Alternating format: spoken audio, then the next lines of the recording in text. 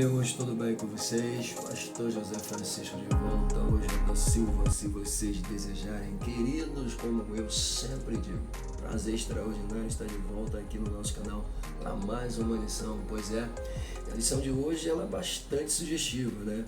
Por quê, pastor? O título da mesma é o relacionamento entre nora e sogra. Olha que lição interessante, né? O relacionamento entre nora e sogra. Ou seja, isso aqui não é algo muito comum de se ver, né? Principalmente dentro do nosso estigma cultural, onde a sogra é o bicho-papão, é o vilão, tá? Com toda a propriedade, acaba sendo em algumas famílias, tá? Um monstro.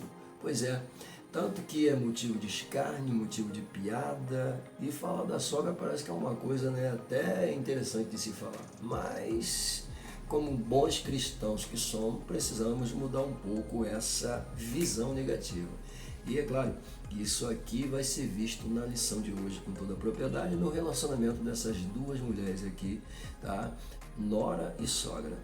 Claro, vai passar para a gente uma lição muito interessante dizendo que é possível haver harmonia, até mesmo amizade entre nora e sogra com toda a propriedade.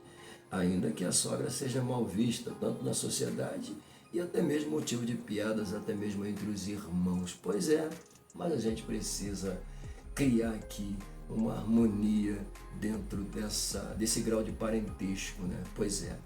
E é claro, né, pra gente, antes de entrar na lição, pra gente entender que qual é a mulher que vai permitir que o cara chegue na sua casa para namorar sua filha sem ela antes se preparar e criar uma defesa? Qual é o homem que vai deixar uma mulher ou mesmo um homem chegar na sua casa para tirar sua filha ou seu filho de lá sem criar defesa? Todos nós criamos defesa.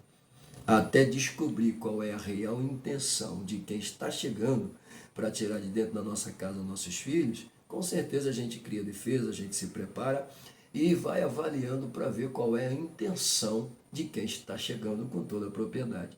Até que se descubra a real intenção, as defesas estão armadas. É claro, descobriu com toda a propriedade qual é a intenção, o negócio é sério, vai dar certo, aí a gente vai baixando a guarda e vai trazendo a pessoa para dentro do nosso convívio com toda a propriedade. E aí essa pessoa vai se tornar praticamente um filho, vai se tornar um amigo, porque essa é a ideia, essa é a visão. Eu posso dizer isso com toda a propriedade sobre o meu próprio genro, né? Que para nós é um filho. Então, com toda a propriedade, isso é muito bonito. E o que é mais interessante, o tratamento dele com a minha esposa é de mãe para filha, é um respeito assustador. E diga-se de passagem, ele tem uma excelente sogra, né? Se ele falar mal dela, já viu, né? O negócio vai ficar estreito pro lado dele. Bom, eu também não posso falar muito da minha sogra. Minha sogra também é uma pessoa fenomenal, não tenho nada que falar mal dela. Como eu disse, no início ela criou defesa, afinal de contas eu estava chegando na casa dela para tirar a filha dela de lá, então ela criou defesa. Mas quando ela descobriu a real intenção, automaticamente baixou a guarda e hoje para ela eu sou um filho e eu agradeço com toda a propriedade por isso, porque não tenho mais a minha mãe, né? E então ela se tornou praticamente uma mãe e é uma pessoa fenomenal, não tenho que falar da minha sogra. Bom, meu sogro tem lá os seus problemas, mas tudo bem, nós somos parentes, então o respeito permanece, tá? Eu tenho que respeitar a casa deles, tá? Assim como quando eles vêm na minha casa, tem que haver o respeito. E isso é muito interessante para que haja uma harmonia na família. Pegou? Mas a lição de hoje vai dar para a gente aqui uma pauta muito boa. A gente vai ver as oportunidades que é possível ter para se ter um bom relacionamento, tá? Dentro desta área. Ok? Bom, mas antes, como sempre costumo dizer, da gente deixar aqui pautas, aplicações, alinhamentos com toda a propriedade, para criar aquela coesão na hora do ensino e os nossos alunos saírem gratos e abençoados com uma bela lição, edificados com toda a propriedade. Quero agradecer também aqui aos meus lindos e perfumadas professoras, que são motivos e razões pelos quais nós estamos aqui lecionando, estamos sempre voltando com toda a propriedade. Vocês que nos acompanham aqui com toda a propriedade nos nossos canais EBD Adelve e nosso canal pessoal, canal Pastor J. Silva, muito obrigado. Eu costumo dizer que a companhia de vocês me fortalece, Mas quem fortalece o canal é aquele seu like. Então, por favor, já pega esse vídeo abençoado, já deixa um like. Não é inscrito? Se inscreva, acione o sininho, fique conosco. Vai ser um prazer ter a tua companhia aqui sempre.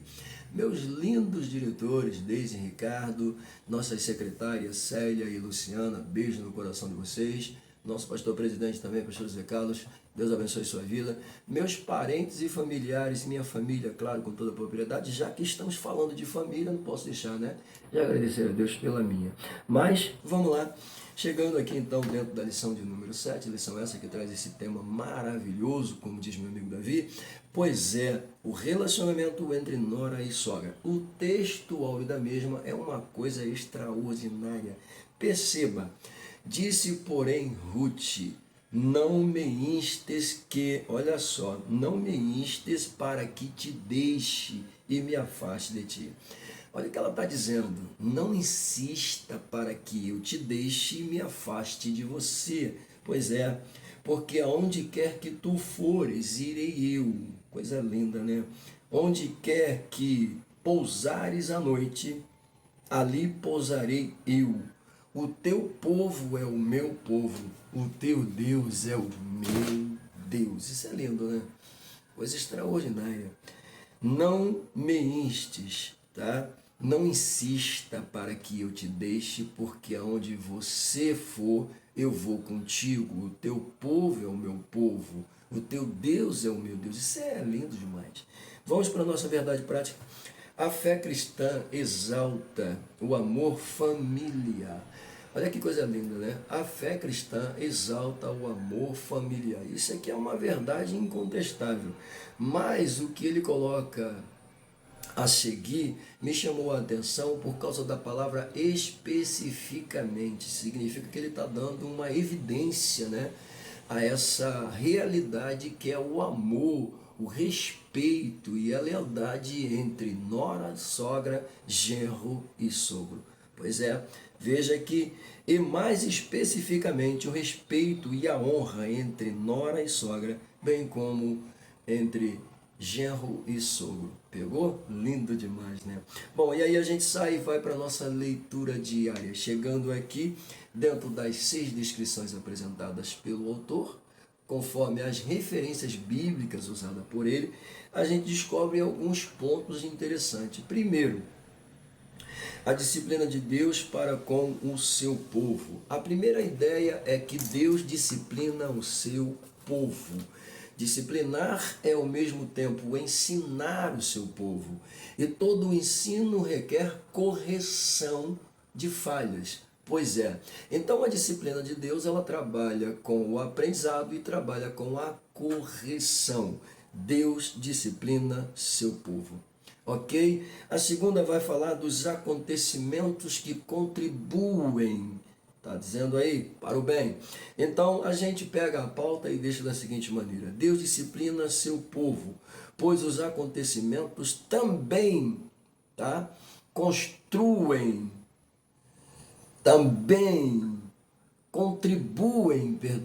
também contribuem para o bem. Ok?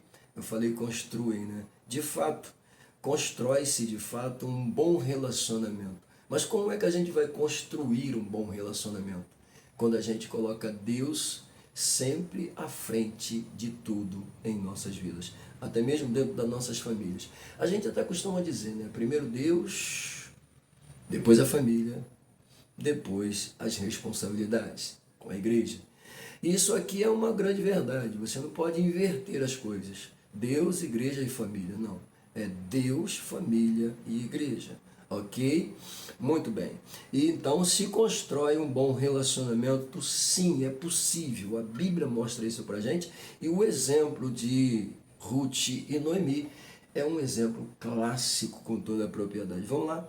Porque Deus está a favor do seu povo. É a terceira. Deus está a favor do seu povo. Veja bem, nós colocamos aí, porque Deus está a favor do seu povo. Deus vai sempre estar a favor dos seus. Até mesmo quando está corrigindo, até mesmo quando está punindo, Deus vai continuar estando a favor dos seus.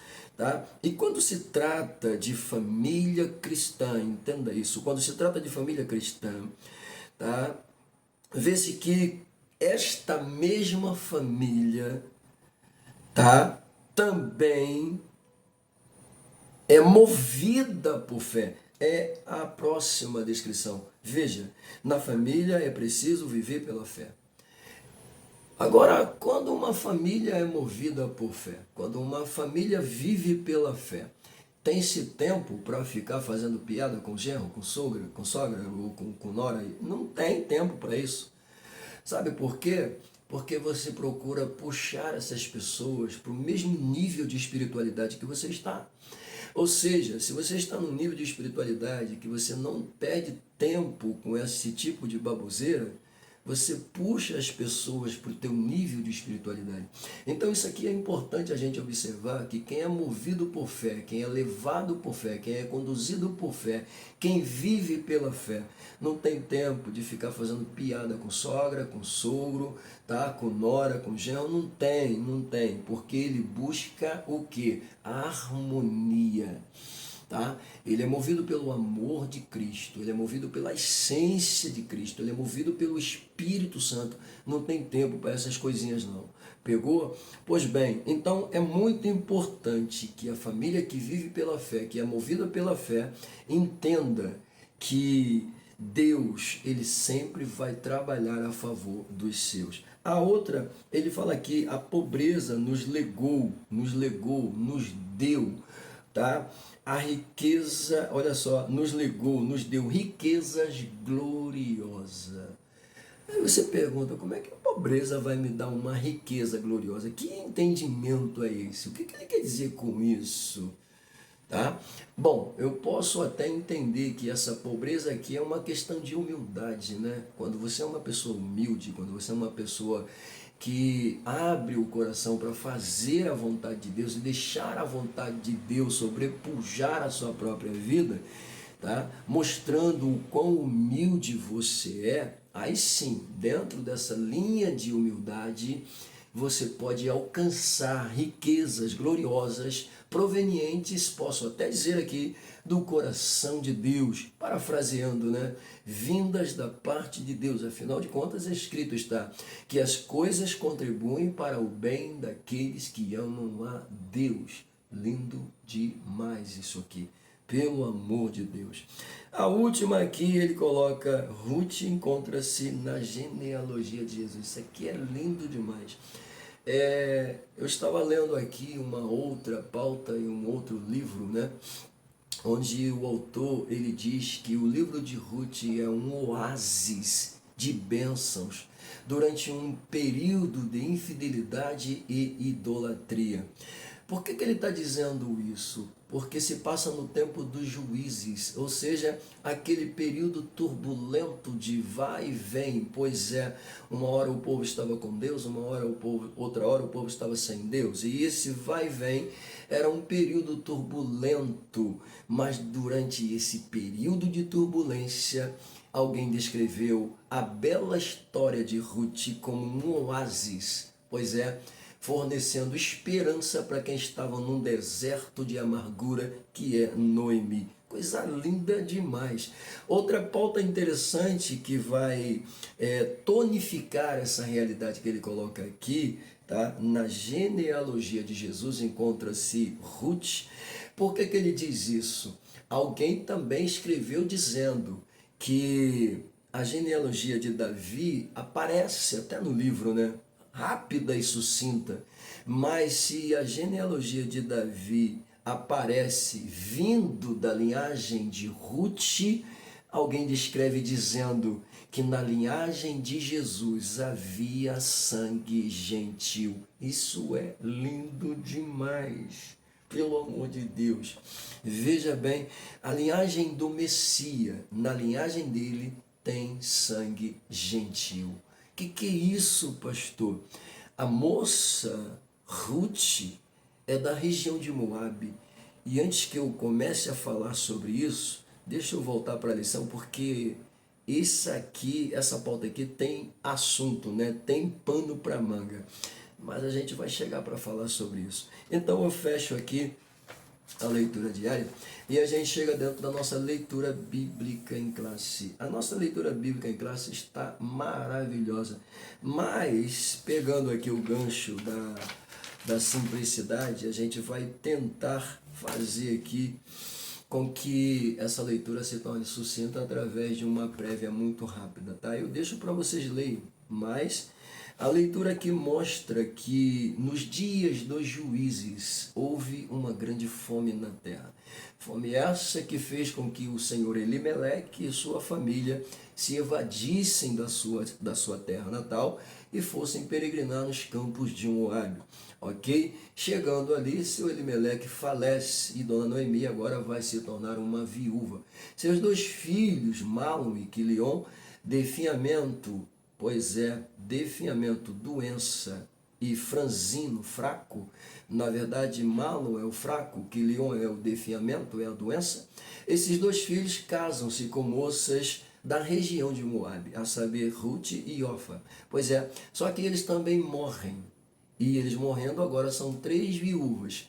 E segundo a tradição, viúvas eram desprezadas. Se não houvesse quem as redimisse, elas ficariam desprezadas e as pessoas acabavam abusando da boa vontade para com as viúvas. Então eram mulheres sofridas. Agora você imagina o estado, né, de Noemi. Noemi está abalada porque estava de luto de seu marido, agora está de luto dos seus 2 filhos.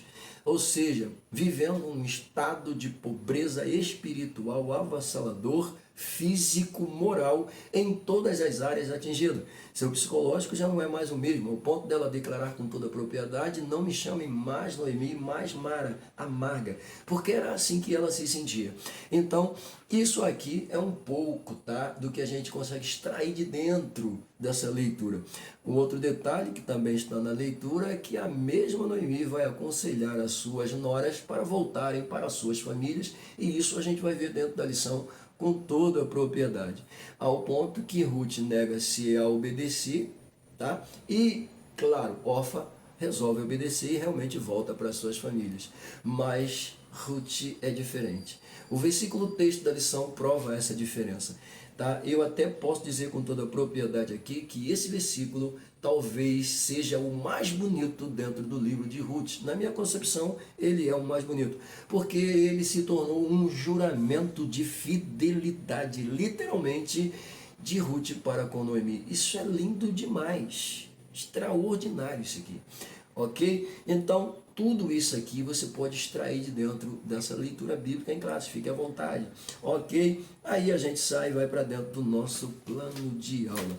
Dentro do plano de aula eu tomei a liberdade, tá, de separar alguns pontinhos aqui e vamos tentar falar um pouco sobre eles. Primeiro, o autor coloca aqui, claro, na sua introdução do plano, tá, o estigma cultural. É a primeira realidade que ele coloca, o estigma cultural.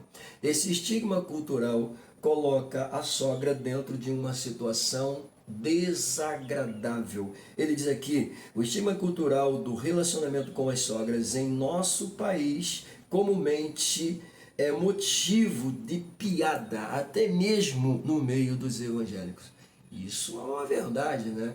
Parece que falar mal da sogra é uma coisa, né, normal, comum e até bonita na cabeça de muita gente, mas não é não. Não é não, porque quando começam a falar mal de uma sogra, eu particularmente não gosto, porque a minha sogra está incluída. Então eu não gosto, tá? Então isso é uma coisa minha. Por que eu não gosto? Porque eu respeito minha sogra, ok? Então eu não gosto disso, tá? E eu acredito que se for falar mal também de mim para ela, também não vai gostar. Então tem que haver isso aqui. Mas enfim, a primeira realidade que ele coloca é o estigma cultural, que coloca a sogra como a vilã, como o bicho-papão, como um monstro, né, na vida de muita gente. Tudo bem, tudo bem. Eu comecei a pauta dizendo que qual é o pai, qual é a mãe que não cria defesa para quem está chegando na sua casa para tirar seus filhos de dentro de lá? Quem é que não? Todo mundo cria. Tá? Claro que depois que se descobre a intenção, eu digo e repito, descobre-se a intenção do que realmente a pessoa quer, aí sim você baixa a guarda. Mas isso não quer dizer que você vai deixar de ficar observando e olhando até onde vai aquilo. Claro que você vai continuar. Você é pai, você é mãe, você vai proteger. Aí sim, veio o casamento, claro, baixou a bola de vez, agora cada um por si. Isso não significa que a mãe tem que ficar com aquele senso de mega super protetora pro resto da vida, porque agora os filhos resolveram tomar conta de si mesmo. Tá, a gente não vai deixar de se preocupar com os filhos em hipótese alguma, mas agora eles têm uma vida própria para isso. Então, aquele senso de proteção, a gente precisa colocar ele de lado e aprender a conviver. Pegou? A conviver. Esse é o ponto agora. Ok? E é claro, é isso que a gente vê aqui. Ruth tinha todas as oportunidades para ir embora, tá? E largar sua sogra para lá. Tinha. E por que ela não fez? Aí a gente precisa entender por que ela não fez aquilo. A própria Noemi vai achar que Deus estava castigando ela. Pois é, que Deus estava punindo ela por alguma coisa. Ao ponto de declarar-se amarga, ela está entendendo, Deus já acabou com a minha vida. Deus não quer mais saber de mim. Deus me abandonou. Isso aqui é castigo de Deus, só pode. Só que a moça que está entrando na vida dela, que entrou na vida dela, automaticamente vai ser um canal de bênçãos. E isso aqui a gente abre um leque até para dizer, Deus nunca te deixa sozinho. Deus sempre levanta alguém para te apoiar, te ajudar nos momentos mais difíceis da tua vida. Momentos que você já não tem mais esperança de nada. Quando você vê que todas as portas estão fechadas. Quando você percebe que vai estar colhendo migalhas pelo resto da vida. Deus levanta alguém para dizer, ei, eu estou contigo. Isso aí é só um período, isso aí é só uma escola, isso aí é só uma aprendizagem. Falou? Pois bem, então isso aqui é muito interessante. O segundo ponto que a gente vê aí dentro, tá? É que ele vai falar que a história de Ruth e Noemi, tá? É uma das mais belas histórias de companheirismo que se possa imaginar. Coisa linda demais, né? Companheirismo que envolve aí lealdade. E o terceiro ponto, ele vai falar sobre oportunidades, tá? Temos aqui, através desse exemplo, uma oportunidade para repensarmos nossos paradigmas e dilemas familiares. Paradigmas e dilemas. Pois é, não existem, existem muitos, muitos, muitos. Pois é, principalmente nessa relação genro, sogro, nora e nora. Há muitos paradigmas. Às vezes o genro está olhando para o sogro e está vendo ele como o vilão da história, né? A nora está olhando para a sogra e vendo ela como o bicho papão, monstro da história, tá? Só que na cabeça da sogra e do sogro, eles também estão vendo você da mesma forma. Então, o que é preciso a gente fazer aqui, tá? Se você tem um monstro, um bicho papão na sua cabeça, então você tem que ir para o joelho e orar. Pois é, tem que falar com Deus. Senhor, a situação é essa. Né? Há poucos dias eu sofri uma intempérezinha pessoal, né? E o que eu fiz? Eu fui para o joelho e entreguei na mão do Senhor. Está na mão do Senhor. Senhor, é contigo. Eu não vou entrar nessa guerra aí, na onda, tá? Não vou deixar a situação levar a minha cabeça e eu entrar na onda. Não. É o seguinte, fica aí, que eu vou ali orar, vou ali falar com Deus e Deus vai trabalhar. É simples assim, ok? Vamos lá. E aí a última, tá? Ele coloca aí pra gente procurar, aliás, procure compreender, né? Procure compreender o contexto diverso entre os alunos.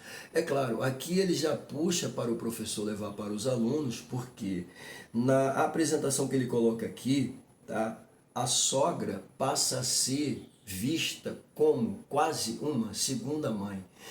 Imagina, isso aqui é uma realidade, né? A sogra é vista como uma segunda mãe. Graças a Deus eu até falei, né? Eu tenho a minha sogra como uma segunda mãe, entendeu? E aí, Thelma, com o genro dela aqui, é uma segunda mãe. E é assim que tem que ser, né? Minha filha vê a sua sogra como uma segunda mãe. Graças a Deus possui um bom relacionamento. E isso é muito interessante, é bom de se ver. Principalmente quando a sogra trata bem a nora, né? Vê a nora como seu bibelô, aquela coisa. Isso é bonito de se ver, né? É o que eu vejo aqui dentro da minha casa, tanto em relação à minha filha, com relação, tá, à sogra dela, como o meu genro em relação à sogra dele aqui. Então isso é bom de se ver, tá? Essa harmonia Infelizmente, nem todo mundo tem essa alegria, né? Nem todo mundo tem essa alegria, mas isso não quer dizer que você vá desrespeitar, faltar com respeito, desonrar sua sogra, em hipótese alguma. Até porque, se você está casado, é porque ela foi responsável pela gestação de quem você está casado. Então, tem que respeitar, querendo ou não. Muito bem, aí a gente fecha o pacote daí e os objetivos da lição, eles estão muito grandes, né? O autor ele tomou a liberdade de colocar aqui uns objetivos gigantescos. E aí o que eu fiz? Eu coloquei aí, são 4 objetivos. Coloquei a fome, que é a primeira apresentação, que é o primeiro, né? É o primeiro objetivo. Ele fala aqui apresentar o contexto da crise socioeconômica da Judéia, que causou a fome. Ok? O segundo aí, a união de nora e sogra. O terceiro, tá? A nora que honra a sogra. E o quarto, as bênçãos de Deus, tá? São palavras extraídas de dentro dos objetivos alocados aqui por ele na lição, tá bom? Então, claro, você vai estudar a lição, você vai pegar e vai ler e vai tirar a sua própria conclusão, com certeza. Saindo daí, a gente chega então dentro da motivação. Na motivação, ele coloca aqui, em meio a uma sociedade habituada a satirizar, a zombar, a escarnecer a figura da sogra, tá? Ele coloca ainda da sogra, apresentar um caso que vá no contrafluxo pode ser desafiador. Sim. Vamos lá. Numa sociedade onde se está acostumado a zombar da sogra, a escarnecer da sogra, a vê-la como bicho-papão, monstro da história, pegar um contrafluxo para mostrar que é possível uma convivência, uma harmonia, ele diz aqui que isso é desafiador, e de fato é. Eu confesso para vocês que essa é uma lição, não é fácil, ela é uma lição desafiadora, é uma lição difícil, porque eu posso apresentar um bom relacionamento entre eu e a minha sogra, tá? Entre a minha casa, entre o meu genro, com toda a propriedade, a gente tem isso, e eu sei que muitas famílias têm isso. Então, para nós que temos isso, é fácil, mas para aqueles que não têm, porque tem famílias que a sogra e a nora são 2 rivais, né? São 2 vilões, um lutando contra o outro, querendo tomar ali o prêmio. É uma coisa assustadora. Não, porque não tem herói nisso aqui não. Né? Porque da mesma forma que a sogra vê a nora como uma vilã, a nora está vendo a sogra como uma vilã. Então são 2 vilões brigando por algo incrível, a harmonia. E isso aqui a gente até percebe.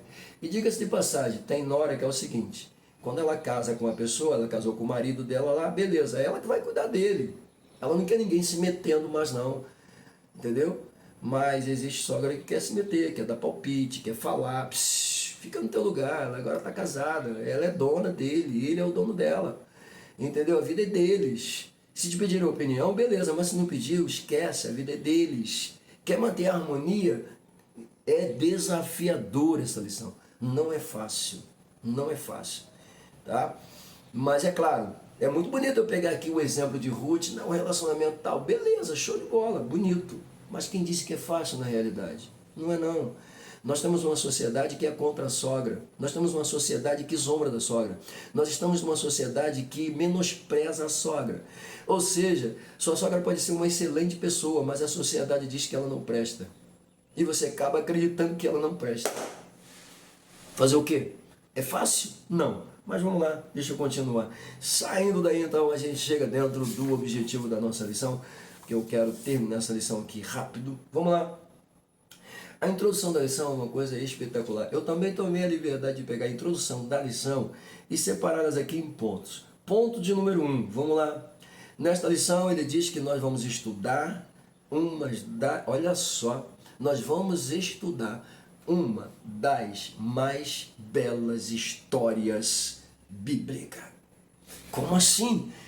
Uma das mais belas histórias bíblicas em que se exalta o amor e, olha só, gente, o amor e a virtude da mulher moabita chamada Ruth.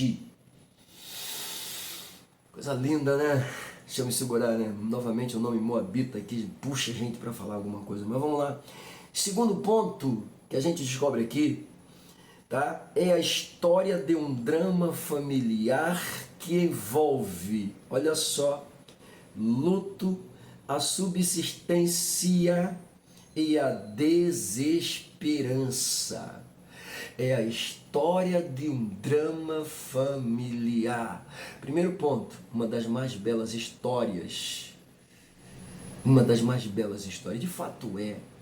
Eu até falei aqui, alguém descreveu o livro de Ruth como um oásis em um tempo de crise, de infidelidade, de idolatria. O livro traz a tonalidade da esperança. Coisa linda demais. Mas vamos lá, tá? Trata-se de um drama familiar. O drama de quem? o drama é de Noemi, mas acabou envolvendo Ruth e Orfa também. Então o drama agora ficou tenso, assustador. Vamos lá. Trata-se de uma crise generalizada. Eu ainda estou no segundo, tá? Trata-se de uma crise generalizada, tá? De pobreza, doença, viuvez e morte. Que isso, pastor? Uma crise generalizada, a começar a partir do momento que saíram da sua terra natal e foram peregrinar nos campos de Moabe, ou nas terras de Moabe, se você preferir. E é claro, a crise que começa lá acompanha eles, e agora estabelecidos em Moabe, a crise continua. O marido morre, os filhos morrem, ou seja, quando fala aqui de viuvez, as 3 viúvas. Quando fala de doença, a gente lembra de definhamento e franzino. Franzino fraco, definhamento, doença, que são praticamente os 2 filhos. Percebe-se que esses 2 filhos tinham algum problema, ok? Tanto de saúde, principalmente, como talvez psicológico, mas eles eram, aliás, esta era uma família dramatizada, uma família que era movida pelo sofrimento. Se bem que durante o período que saem e vão peregrinar, era um período tosco da história, a gente vai ver isso logo no primeiro tópico da lição, tá? Mas deixa eu terminar isso aqui. Bom, a terceira observação que eu coloquei aqui, tá? Dentro da introdução, contudo, nesse drama familiar, diz o autor, a obstinação de Ruth, olha que coisa linda, né? Diante desse drama familiar, a obstinação de Ruth, coisa linda demais, destaca ou se destaca a obstinação dessa mulher. Não, para começar aqui, não insista para que eu te deixe e me afaste de você. Que é isso? Decidida, totalmente resoluta. Pois é, veja bem, olha só, destaca-se, pois ela foi capaz de superar as dificuldades com atitude de fé. Coisa linda, né? Com atitude de fé. Aonde que está a fé dessa moça? O teu Deus é o meu Deus. Sabe o que ela está dizendo? Eu largo todos os deuses da minha terra para seguir o teu Deus, porque eu acredito no teu Deus. Ah, que isso, pelo amor de Deus, isso é lindo, pelo amor de Deus. Atitudes de fé, olha só, o autor ainda coloca aqui, inteligência, lealdade, persistência e esperança. Fala sério, pelo amor de Deus. Olha o que está dentro do coração dessa mulher. Ela aprendeu a ter fé em Deus, se mostrou inteligente, que coisa extraordinária, colocou sua lealdade nas mãos de Noemi, permita-me por favor, foi persistente quando disse, não me instes para que te deixe, não insista para eu te deixar, persistente. E essa persistência vai acompanhar ela na trajetória, coisa linda demais, tá? Principalmente quando ouve os conselhos da sua sogra. Lindo isso aqui, pelo amor de Deus, ok? E, claro, se mostrou totalmente esperançosa. Para finalizar aqui, chegar ao quarto ponto, ele colocou é a narrativa bíblica de uma nora que cultivava um amor verdadeiro no coração pela sua sogra. Isso aqui eu preciso dizer mais alguma coisa? Está escrito, está na Bíblia. Não me instes para que te deixe, para que me afaste de você, porque aonde tu for eu vou, aonde tu passar a noite eu vou passar contigo.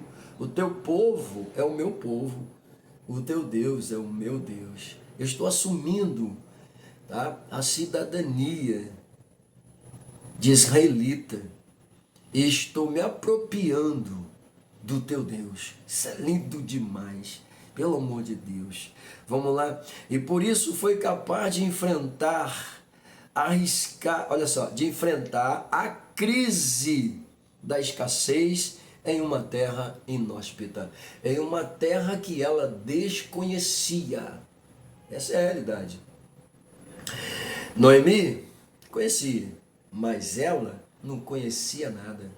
Mas ela está disposta a enfrentar as dificuldades, acompanhando sua sogra até a sua terra natal.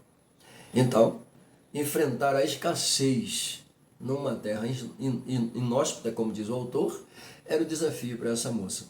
Agora entenda por que a escassez. Vamos lá. Noemi, quando a gente lê a história, até tinha uma posse, mas ela não tinha mais direito de tomar essa posse para si. A história vai desenvolver aqui, né, uma apresentação extraordinária sobre isso. Mas, veja bem, Noemi e Ruth teriam que respigar, teriam que colher espigas que eram deixadas pelos coletores, aquelas que caíam pelo chão. Segundo a lei, eles não podiam pegar, tinha que deixar ali para o estrangeiro, para os necessitados, para os pobres, para aqueles que necessitavam. Então, automaticamente, tá, essa moça iria aceitar o desafio de colher juntamente com sua sogra as sobras daquilo que ficavam nos campos nos momentos das colheitas. Pois é, mas pergunte, e aí, pastor, será que ela aceita o desafio? Ela aceitou o desafio. E ela foi. E ela acompanhou sua sogra. Ok? Isso é uma história muito interessante. Bom, e aí a gente sai e entra dentro do nosso primeiro tópico da lição. Tá? Só para constar aqui, o primeiro tópico vai falar sobre a crise econômica na terra da Judéia. O segundo vai falar sobre superando as crises existenciais. Muito bom isso aqui. O terceiro, a fé, tá? Fé e trabalho numa nova perspectiva. E temos um quarto ainda, onde ele coloca aqui, Ruth encontra o remidor da família. Cada um desses tópicos aqui recheados, né, com seus pontos de abordagem.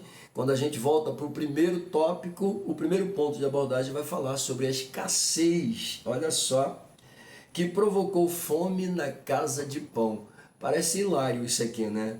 Casa de pão e não tem pão. Que história é essa? Pois é, tá? O alimento básico das famílias, o autor começa a sua pauta declarando isso, tá? Que viviam na região da Judéia estava escasso por causa dos últimos governos dos juízes. Como eu já disse para vocês, tá? Foi um período tosco da história, onde a geração que nasceu na terra já da posse, tá, se achou no direito de seguir após outros deuses, trilhar o caminho da idolatria. Deus lhe faz uma pergunta clássica: onde foi que eu errei com vocês no início? Mas eles não souberam responder. Deus declara com toda a propriedade para eles: vocês estão aqui porque eu tirei os pais de vocês do Egito. Ou seja, vocês não estariam aqui se eu não tivesse tirado eles de lá. Então, querendo ou não, quem trouxe vocês para cá foi eu. Vocês estão aqui por causa da minha vontade. Mas já que vocês preferem esse caminho, tá, tosco e errado, os deuses desta terra vos servirá por tropeço e motivo de sedução. Então Deus os entregou. Obviamente, não os abandonou, mas deixou que eles passassem por provas, privações e dificuldades. E aí, quando eles aprendiam, eles iam para os pés do Senhor, clamavam, pediam misericórdia, Deus levantava um juiz e colocava diante deles. Tal juiz vinha, colocava a casa em ordem, arrumava tudo bonitinho, e eles adoravam o Senhor, ficavam diante do Senhor, mas quando aquele juiz ele saía de cena, o povo se desviava novamente. Pois é, e durante esse período tosco da história, acontece algumas histórias que a gente até já viu aqui, mas acontece também a história de Noemi e sua família, ok? Pois bem, então ele coloca aí que nesse período Elimeleque pega a sua casa, a sua família, tá? E vai para os campos de Moabe por conta da escassez. Bom, ele coloca aqui o seguinte, ora, a palavra Belém significa casa de pão. Agora veja o trocadilho que ele coloca para gente. Mas a cidade do pão estava sem pão, que representava o sustento material do povo. A casa de pão, a cidade do pão, vamos lá, estava sem pão. A situação estava difícil, ok? Bom, a cidade deixou de ser celeiro de grãos para ser lugar de escassez. Olha só, o pão que não existe mais é porque o trigo estava em falta. Tá? A situação estava tensa. Nós temos até uma história um pouco parecida quando Gideão tá malhando trigo no lugar de uva. Isso mostra sempre aqueles momentos tensos pelos quais o povo passava. Né? Então, o período dos juízes, ao mesmo tempo que quando os juízes estavam em ascensão, o povo tinha as bênçãos de Deus, mas quando se afastavam, perdiam essas bênçãos, eles perdiam essas bênçãos e mergulhavam em situações caóticas, aí lembravam que tinha que buscar a Deus. Isso aqui é um desses momentos. Né? Estava faltando o grão na cidade do pão, estava faltando o trigo no celeiro dos israelitas. Bom, aí ele fala aqui que a escassez e fome, a carestia, a seca por toda parte estava muito clara e evidente. Motivo que vai levar o seu Elimeleque a se afastar, como já disse, e procurar sobreviver lá nos campos de Moabe. Vamos lá. O que significa Elimeleque? Bom, Elimeleque está apropriado a um nome pagão, mas a prerrogativa é que significa Deus é o meu rei. Mas será que era o Deus verdadeiro ou era uma outra entidade? Bom, vamos lá. Isso aí a gente deixa por conta de vocês, para vocês cravarem mais um pouquinho. Mas o que me chama a atenção é que ele pega seus dois filhos, Malom, franzino, fraqueza, e Quilion, definhamento, doença, e vai para os campos de Moabe. E aí eu já contei para vocês, né? Eu vou ficar repetindo o que eu já falei. Vamos lá. 2. A crise de uma família. Bom, aí ele coloca aqui, a família do livro de Ruth era construída por Elimeleque, Noemi, os filhos Malom e Quilion, como já disse. Bom, nós temos aqui uma pauta muito interessante. Eu até já falei que o motivo que levou Elimeleque a se evadir de sua terra natal e ir lá para os campos de Moabe foi justamente essa escassez, essa fome provocada. Aqui o autor coloca com toda a evidência, né, que ele vai tomar a decisão de ir sem buscar, sem consultar ao Senhor. Bom, isso aqui é o que muita gente faz. Muita gente faz isso, né? Tomar decisão sem buscar ao Senhor. Gente, tomar uma decisão sem buscar ao Senhor pode gerar um problema muito sério. A gente precisa consultar a Deus sempre, até pelas coisas mais simples, ou por mais que ela não represente nenhum perigo, a gente tem que perguntar ao Senhor, tem que falar com Ele sim. Tá? E esse homem aqui está diante de uma situação muito difícil, há uma crise, há uma fome na terra. Ao invés dele consultar o Senhor, buscar ao Senhor, falar com Deus, porque Deus é o dono da providência, Deus certamente não deixaria a sua família perecer, mesmo diante da fome, sua família não pereceria, porque a Bíblia diz que Deus é o Deus de provisão, mas ele não buscou o Senhor. ele procurou agir por suas próprias mãos e força. Tira sua família, ele ainda mexe com a família, ele não mexe só com ele não, ele mexe com a família, né? E aí vai para um lugar que não era para ir, mas foi, mas acabou, porque tudo que Deus faz, ou que Deus permite, Deus acaba criando situações. A atitude dele fez Deus criar uma situação para trazer de volta, né, Noemi. Isso aí a gente vai ver um pouco mais adiante. Tá bom? Então isso aqui é muito interessante a gente observar, tá? Não passe isso aqui desapercebido. Para a gente fechar esse tópico aqui, ele fala que o casamento de seus 2 filhos, tá, com moças moabitas trouxe esperança para ela por um tempo, porque eles também morrem. E agora são 3 viúvas. E ele coloca aqui uma pauta que é muito interessante, né? Isso aqui é bom a gente observar. Agora, eram 3 viúvas que, no contexto de época, teriam enorme dificuldade de sobrevivência. Isso é uma verdade. Com toda a propriedade. Essa história nos mostra que uma família pode estar no centro de um profundo sofrimento e que isso pode afetar o relacionamento de pessoas muito próximas, como nora e sogra, genro e sogro. Olha que coisa, né? O sofrimento, tá? O sofrimento profundo de uma família afeta praticamente todos que convivem no mesmo lugar. Afeta. Isso aqui é uma verdade, né? Se uma pessoa fica doente na família, praticamente parece que toda a família fica doente junta. Se uma pessoa passa por dificuldade, né, dentro da família, todo mundo passa a viver aquele drama. E o drama de Noemi passou a ser o drama das 2 noras.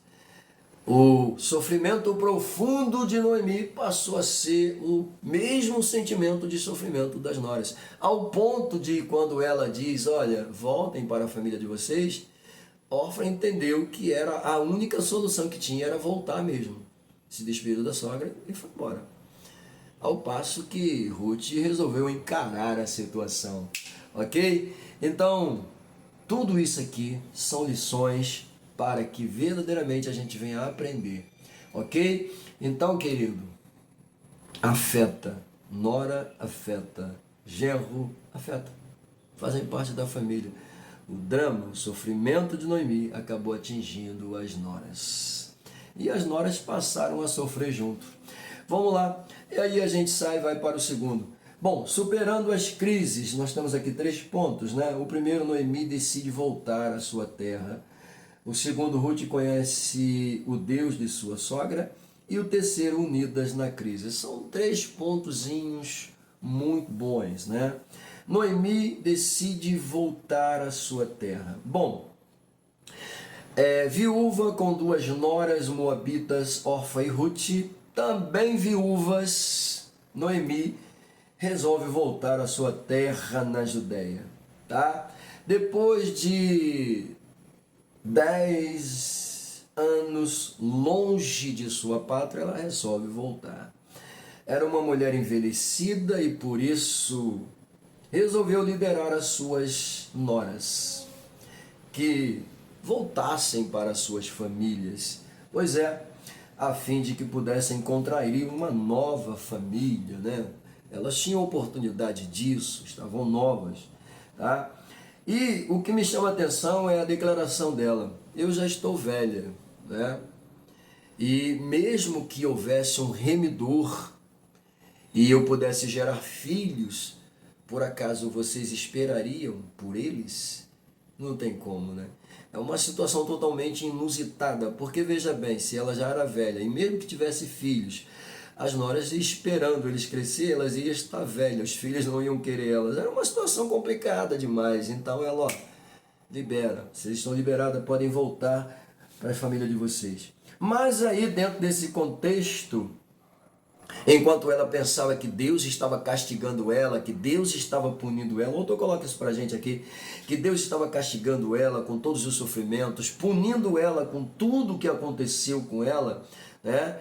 Ela pensou que estava passando por isso, libera suas noras, Orfa vai embora, Ruth decide não sair de perto dela. Ruth mostrou sua lealdade. Não, A Ruth tomou uma decisão. E o autor coloca ali, na decisão de Ruth nascia uma amizade profunda entre nora e sogra. Isso é lindo demais, pelo amor de Deus. Entre duas mulheres que seriam experimentadas pelo sofrimento. Aí ele diz, aprendemos com o apóstolo Paulo que todas as coisas cooperam para o bem daqueles que amam a Deus. Todas as coisas. Enquanto ela está pensando, Deus está me castigando, eu estou sendo experimentada com esse sofrimento, porque esse aqui é castigo de Deus. Automaticamente ela não estava entendendo nada, mas Deus está colocando Ruth como seu esteio. Por quê? Todas as coisas contribuem, cooperam para o bem daqueles que amam a Deus. Lindo demais isso aqui. Esse sofrimento não é o fim. Essa prova não é o fim. Essa dificuldade não é o fim. Deus está providenciando o teu livramento. Pega a visão. Deixa eu sair daí. Vamos lá. 2. Ruth conhece o Deus de sua sogra. O autor coloca aqui dizendo que ela declarou com um coração sincero. Meu Deus do céu. A declaração dela, o teu povo é o meu povo, o teu Deus é o meu Deus. Olha o que ele diz, ela teve um gesto de amor exemplar para com Noemi. Um gesto de amor exemplar. Por que exemplar? É um exemplo. É um modelo. Tá? Minha sogra me odeia, não tem problema não. Eu amo ela assim mesmo em nome de Jesus. Eu tenho que odiar minha sogra. Não tem que odiar nada. Coloca na mão do Senhor. Mas a minha sogra é chata. É isso, aquilo, outro. Ame ela. O que Jesus disse? Bateu na face, vira outra. Bateu na face, vira outra. Enquanto ela está batendo, você está lá orando por ela. Enquanto ela está batendo, você está fazendo tudo para agradar ela. Enquanto ela está te agredindo, você, eu sou diferente. Eu tenho Cristo na minha vida. Eu jamais vou te odiar. Eu jamais vou agir da forma como você está agindo. Não, pelo amor de Deus. E aí você quebra. Você quebra. Sabe aquele momento que a pessoa reconhece? Poxa, eu te tratei mal, fui arrogante contigo, você sempre me dando a mão. Meu Deus, isso é o cristianismo, isso é Cristo. Só Jesus faz isso na vida da gente. É assim que a gente faz, né? Você não presta, você não vale nada, não tem problema não. Tá precisando de ajuda? Bota no carrinho, leva pro médico. Tá precisando de... Vambora. Leva em casa, vambora. Faz diferente. Faz diferente. Meu Deus do céu. Um gesto de amor. A convivência com a sogra levou Ruth a conhecer o Deus de Noemi. Coisa linda, né? A convivência levou Ruth a conhecer o Deus verdadeiro de Noemi. Pois é. Tá? E veja bem, ao conhecer o Deus verdadeiro, o autor coloca a respeito dos sofrimentos e necessidades vividos dentro daquela família. A moabita descobriu que o Deus de sua sogra era o Deus verdadeiro, que supre as nossas necessidades. Não, calma aí. O que ela disse? O teu Deus é o meu Deus. Não, isso aqui não é para agradar gregos e troianos, não. Ela está dizendo com um coração sincero, um coração converso, um coração que entendeu quem é Deus. Ela está dizendo, o teu Deus é o meu Deus. Sabe o que ela está dizendo? Eu não quero saber dos deuses da minha terra, porque eles não me promoveram nada, não me deram nada. Mas eu acredito que o teu Deus é o Deus verdadeiro. E Ele é o meu Deus. Forte demais isso aqui. Ruth apegou-se a Noemi, não só pelos laços familiares, mas também pela fé no Deus de Israel. Coisa linda! Aí o autor ele vai um pouco mais além, né? Ele mostra que ela não só se apegou a Noemi, mas ao Deus de Noemi, tá? Quem sabe, né? Os relatos, as histórias que Noemi contava, quem sabe eu posso parafrasear, né? A contextualização me permite ter essa interpretação.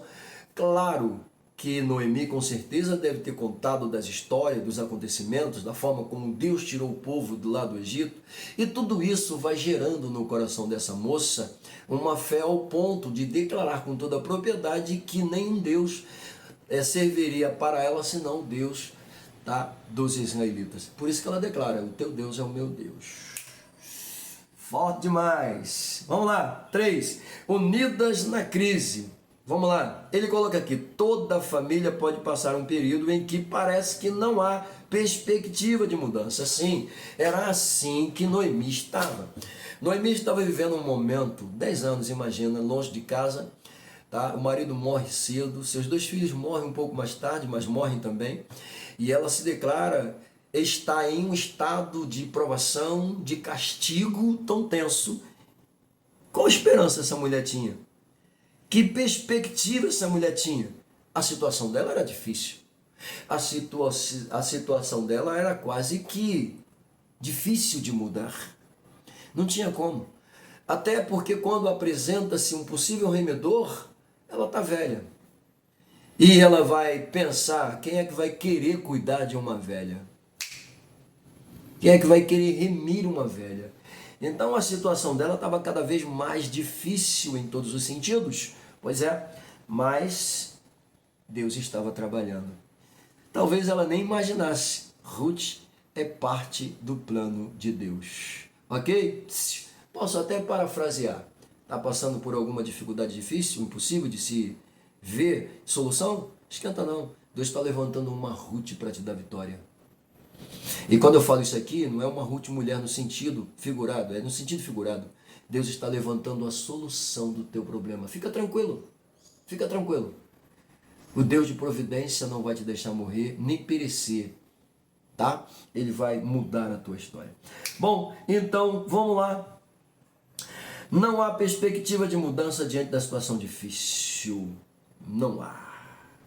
Como no caso de Noemi, às vezes a família parece chegar a um beco sem saída. Sim, muitas famílias parecem, todos nós passamos por isso. Todos nós enfrentamos dificuldades, enfrentamos. E às vezes nos achamos em becos sem saídas. Sim, e isso é constante. Mas eu acredito que Deus está providenciando a saída. Ok? Vamos lá. Ele coloca aqui: para se chegar a um beco sem saída para a vida material, emocional e até mesmo espiritual. Bom, o emocional de Noemi estava destruído, tá? A vida espiritual de Noemi estava afetada e a vida material de Noemi estava empobrecida miseravelmente. Sem esperança nenhuma, sem fé nenhuma. Bom, o autor diz aqui: pode até parecer natural, mas quando nos deparamos com determinadas crises, até nos sentimos talvez assim, né? Como essa mulher. Sim, às vezes a gente passa por crises, situações que a gente se encontra na mesma situação com ela, nos sentimos destruídos em todas as áreas, mas Deus é aquele que não deixa os seus filhos perecerem. Ele coloca aqui pra gente uma palavra, né? O que diremos, pois, estas coisas? Se Deus é por nós, quem será contra nós? Se Deus é por nós, quem será contra nós? Privações e provações fazem parte da vida, mas se Deus é por nós, quem será contra nós? Situações difíceis enfrentaremos, mas se Deus é por nós, quem será contra nós? Pelo amor de Deus. Isso é lindo demais. Amém? Ora, no momento de uma crise familiar, a última coisa que se pode acontecer é uma guerra. Uma guerra entre seus membros. Já imaginou como ficaria mais pesada a carga de Noemi e Ruth se elas não tivessem unidas? Sim, de fato. É aqui que as guerras comuns entre noras e sogras acontecem, né? E entre sogras e genros também. Pois é aqui que, se não houver uma união, a situação vai ficar cada vez pior. Vai ficar cada vez mais tenso. Vai ficar cada vez mais difícil da convivência. Mas, enfim, a gente precisa entender que temos Cristo. Ok? Bom, deixa eu ir lá para o terceiro, porque são 4 tópicos, então eu vou deixar o restante aqui por conta de vocês, tá bom? Vamos lá. a fé, ou melhor, fé e trabalho numa nova perspectiva. Vamos lá. Chegando à terra do pão, 1. Recuperando a autoestima, 2. A honra do trabalho no campo de Boaz. Vamos lá. Bom, nós vimos que ela resolveu voltar, né? Tomou a iniciativa de voltar. Pois bem, aqui a chegada na terra do pão, Ruth 1,19, quando elas chegam, são duas mulheres viúvas, ok? A chegada das duas mulheres viúvas à Judeia, mais especificamente a Belém, depois de 10 anos, causou alvoroço na cidade. Os antigos conhecidos de Noemi queriam saber o que havia acontecido com sua família. Ela ainda era uma mulher amargurada com as duras experiências passadas em Moabe e preferiu ser chamada de Mara. Sim, diante da curiosidade alheia de todos que queriam saber sobre sua família de fato, marido, filhos, o que acontecera, a dor dela era tão intensa, tão grande, que ela diz: olha, não me chame mais de Noemi, porque eu estou vivendo um período de amargura que eu prefiro ser chamada de Mara. Essa era a verdade. A dor dela, a amargura dela era tão intensa, tão grande, que ela preferiu ser chamada de Mara. O autor coloca, né, no hebraico, amarga. Sim, já falei. Bom, sua queixa se resumia a declarar que Deus parecia tê-la abandonado. Deus me abandonou. A gente viu ela achando que Deus estava castigando ela. E aqui ela mostra que parecia que Deus havia abandonado ela, deixado ela. E o autor continua dizendo: entretanto, o Senhor estava no comando de sua vida para um propósito maior do que ela jamais poderia imaginar. Sim, de fato. Às vezes passamos por situações e não entendemos que é o Senhor que está permitindo para nos aperfeiçoar. Passamos por privações e provações e achamos que Deus nos abandonou, nos deixou à mercê das situações. Não, Deus está preparando uma solução para nossas vidas. É o que a gente vê aqui. Enquanto ela se achava amargurada, achando que Deus a abandonou e prefere ser chamada de amargura ao invés de Noemi, ela jamais imaginava que Deus estava preparando uma solução para ela de forma inigualável. E a solução já estava com ela, mas mesmo assim, ela não estava enxergando ainda, ok? Mas a ação de Ruth, depois disso, ela vai ver que Deus está no comando. Mas isso aí é um pouco mais para lá. Vamos lá. Aí chegando aqui no 2, tá? Recuperando a autoestima. Só para constar, no 1, Ruth vai ser, tá, o motivo de esperança, de resgate, tá, para que Noemi volte a ser alguém de fato de direito dentro da sua própria terra. 2, recuperando a autoestima. Como é que ela vai recuperar essa autoestima? Sim, é claro que Ruth agora vai entrar em evidência. O autor coloca aqui dizendo: Ruth deu uma demonstração de carinho e amor para Noemi, por Noemi, tá? Que a fez entender que ainda havia esperança. Elas haviam chegado a Belém no princípio da colheita das cevadas. Tá? Se em Moabe a situação era precária, em Belém havia esperança. Tá? Não falta nada para ambas. Ruth usou sua perspicácia para suprir a necessidade da casa. Olha só que atitude dessa moça, né? Noemi está velha, está cansada, Noemi está amargurada, Noemi está com a sua autoestima destruída, seu psicológico abalado, né? Sua psique já não raciocina direito, a situação dela está feia, está tensa. Mas essa moça, quando chega na casa, né, na terra de Noemi, essa moça vai agir com inteligência. Tá? O autor diz aqui, ela vai usar sua perspicácia, ela vai agir com inteligência, ela vai correr atrás do suprimento para manter a casa. Tá? Você fica aí, eu vou lá e colho, não tem problema não. Você fica aí, eu trabalho. Coisa linda demais, pelo amor de Deus. Olha o cuidado dessa moça, olha o zelo dessa moça, gente. Isso aqui é espantoso, né? Maravilha. E detalhe, que a gente não pode esquecer. A atitude dessa moça aqui vai levantar a autoestima de Noemi. Olha só Noemi vai olhar para Ruth, ver a fé de Ruth, ver a destreza de Ruth, a capacidade dela de ir lá, correr atrás, trazer o alimento. Ela vai ficar espantada com isso, né? E isso vai motivá-la a viver de novo. Lindo demais. 3. A honra do trabalho no campo. Bom, havia um campo que pertencia a um parente de Elimeleque. Sim, quando a gente lê essa história na Bíblia, a gente percebe, tá, que a contextualização histórica da Bíblia mostra isso, né? Havia um campo que pertencia a um parente. Vamos lá. Só que Ruth vai colher espigas, tá, nos campos de Boaz. Eu estou antecipando o assunto, tá? Nos campos de Boaz, que também era parente, tá, de Noemi. Quando ela chega notificando que colheu espigas, e aí Noemi vai perceber e vai descobrir que esse Boaz também era parente, tá? Só que ele não podia remir ela porque havia um outro parente na frente. Isso aqui é uma história muito interessante, tá? E aí o que que acontece? Era parente de Elimeleque chamado Boaz. Ruth foi para o campo de cevadas a fim de ajuntar as espigas que os segadores abandonavam. Prática comum, já falei sobre isso, tá? Permitida e concedida aos pobres pela lei mosaica. Tá? Assim Ruth se dispôs a trabalhar pelo seu sustento e de sua sogra. Se dispôs a trabalhar para seu sustento e para sua sogra. Veja a atitude da moça. Ela poderia simplesmente dizer: bom, se essa mulher morrer logo, ela está velha. Mas não, ela está cuidando dela.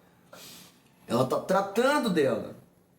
Eu posso até parafrasear: Noemi não está entendendo nada, mas Deus está trabalhando. É assim, né? Deus não está entendendo nada, mas Deus está trabalhando, querido. Pelo amor de Deus. Vamos lá. Ela se dispôs a trabalhar. Ela teve a iniciativa e a persistência, não teve medo de correr risco. Coisa linda demais, não preciso nem falar nada sobre isso. Vamos lá. Estava determinada e disposta para alcançar o objetivo desejado. Mais adiante, ao descobrir a generosidade dessa estrangeira para com sua sogra, Boaz ofereceu, olha só, ofereceu seu campo, sua proteção e se tornou provedor de Noemi. Lindo demais, por causa dessa moça, né? O parente Boaz está se aproximando novamente. Coisa linda demais. E aí, o quarto tópico da lição é onde a gente vai ver agora a estratégia de Noemi, tá, para fazê-la se aproximar de Boaz. E diante dessa oportunidade que Boaz deu a ela de poder ela entrar em seus campos e colher o que quisesse, isso é lindo demais, né? É verdade. Quando Ruth descobre que ele é o parente próximo, ela notifica a sua sogra, tá? Sua sogra fica alegre.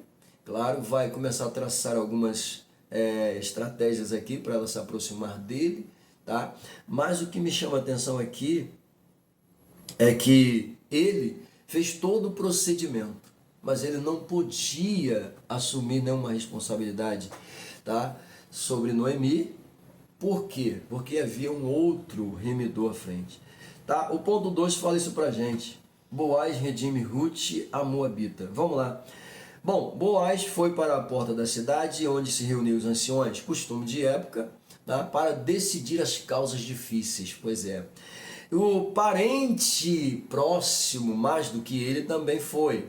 E ali fizeram o acerto de contas, tá, para que Boaz pudesse então, eu estou resumindo o assunto, tá, pudesse então assumir a responsabilidade sobre Ruth, tá, que agora automaticamente vai assumir também a responsabilidade sobre Noemi. Ou seja, Noemi está sendo remida, está sendo auxiliada, está sendo comprada, está tendo sua posse de volta por causa de Ruth. Olha só, Noemi está recebendo suas bênçãos de volta por causa de Ruth.